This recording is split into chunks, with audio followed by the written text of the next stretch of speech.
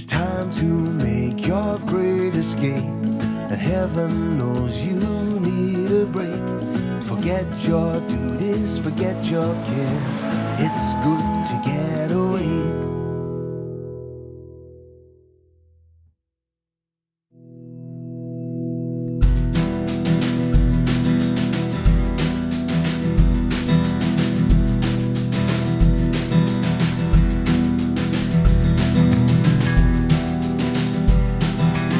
Hi, and welcome to Augusta Outdoors. Last week we learned a little bit about the history of Phinizy Swamp, and this week we're going to learn a little bit more about how the swamp is used today. We're going to visit with Ruth Mead. She's a naturalist at the Phinizy Swamp Nature Park, and that is a place managed by the Southeastern Natural Sciences Academy. And they do a lot of things out there, including education, and they also do some research. And the nature park isn't the only thing that they consider to be Phinizy Swamp. There's the wildlife management area, which we've already talked a little bit about. And then one of the most interesting parts of the swamp is the Mary Brickyard Ponds area. It's a historic site. It's got about 50 different ponds out there from over a century of digging and mining for clay used to make bricks. Today, the place is packed with alligators, fish, trails. It's managed privately as a concession. You don't need a fishing license, but you can buy a one-day permit to go out there and fish to your heart's content. I think you'll enjoy what you're about to hear. Of all the parts of Phinizy Swamp, the one that we're standing in now is probably the busiest, and in some ways it's the most well-known. It's not a place that a lot of hunting and fishing goes on, but it's a place where there's education and research. And we're talking today with Ruth Mead. She's the Senior Education Specialist with Phinizy Swamp Nature Park and its parent organization, the Southeastern Natural Sciences Academy. And I was going to get you to tell us real briefly what it is you guys do out here. Okay, well, Rob, you mentioned we are the Southeastern Natural Sciences Academy, and we manage Phinizy Swamp Nature Park. This is the home to our campus here.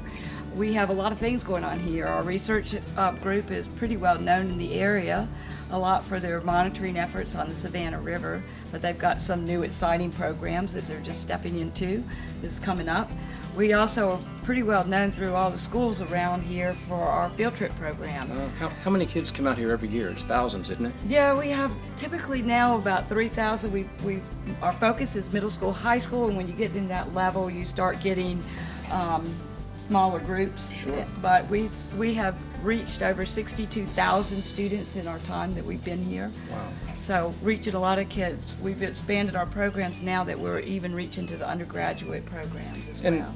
If a class of kids comes out from middle school, what kind of things are they going to learn about? The life cycle of a mosquito, or how to identify a venomous or non-venomous snake? Do you show them alligators? Yeah, our program, we call it Sustainable Urban Watersheds. And so we're really science-based. We try to get into math and a lot of the sciences, but they can typically think of doing anything watershed-related. They're going to get monitor the creek. They're going to look at the pH and the dissolved oxygen level of the creek. They're going to look at what macroinvertebrates live in the creek for biodiversity, for stream health. They can get into a soil study.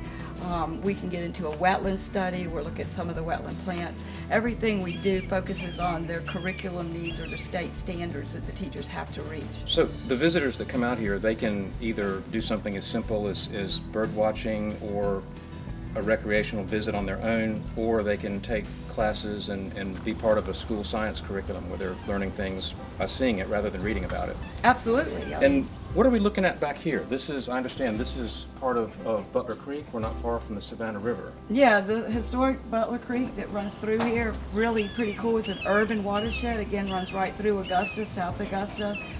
Used to carry wastewater, so this is a great learning tool. We used to have a highly degraded swamp, pretty much a dead zone out here from years of carrying wastewater to today is now a healthy stream. We get lots of macroinvertebrates, biodiversity in it, so a great learning tool for people. But you can see the boardwalk as you walk covering the swamp. Great place to come walk and study a swamp. Sure. And one of the best things about the place is that independent of the research that goes on, it's open to the public, and it's open all week long? Yeah, it's a great resource for Augusta. The park is open to the public 7 days a week, Okay. from dawn to dusk every day. It's a great place to come out and just sit out here. It's very peaceful. If you want to have a picnic lunch, read a book, go for a bird walk. We do offer some guided hikes as well. The first Saturday of every month is a Swamp Saturday hike, open to the public, again free of charge. We're an important bird area, so it's a lot. Audubon likes to come out here for a lot of their field trips. Okay. Just really neat stuff happening. Great. Well, thank you for sharing some of what you guys do out here. Okay, thank you. I hope you enjoyed today's show, and if you liked what you saw, be sure to check us out on YouTube and subscribe if you'd like to be advised when new videos come out, and also please check us out on AugustaChronicle.com.